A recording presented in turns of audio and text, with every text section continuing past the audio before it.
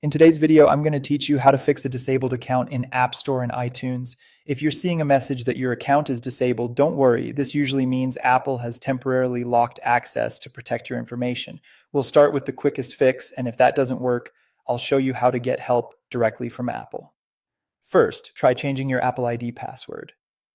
On your iPhone or iPad, open the Settings app and tap your name at the top of the screen. Go to Password and Security, then tap Change Password. Enter your device passcode when prompted. Now create a new Apple ID password, then tap Change. Pick something strong and unique and avoid passwords you've used before.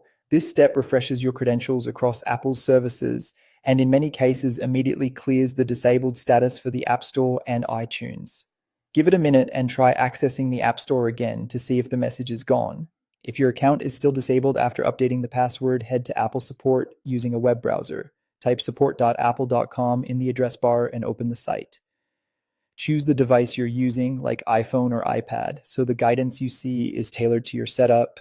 Scroll down to find the search bar and type Apple ID disabled.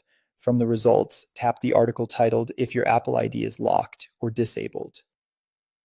This official resource explains the common reasons an account gets locked and outlines the recommended next steps. From that article page, tap Contact Apple Support. Then tap Get Started to open a support request. Sign in with your Apple ID when prompted so Apple can securely review your account. Briefly describe the problem. For example, that your App Store and iTunes access is disabled and follow the on-screen instructions. You may be asked to verify your identity to protect your account. Apple Support will then review your status and help restore access. Keep your device nearby and monitor your email in case they send you instructions or updates. Once Apple Support resolves the issue, your App Store and iTunes account will be re-enabled and ready to use. You should be able to sign in normally and download or update apps without any error messages. That's all there is to it. If you found this tutorial helpful, don't forget to like the video and subscribe for more App Store tips and tutorials. Thanks for watching, and I'll see you in the next one.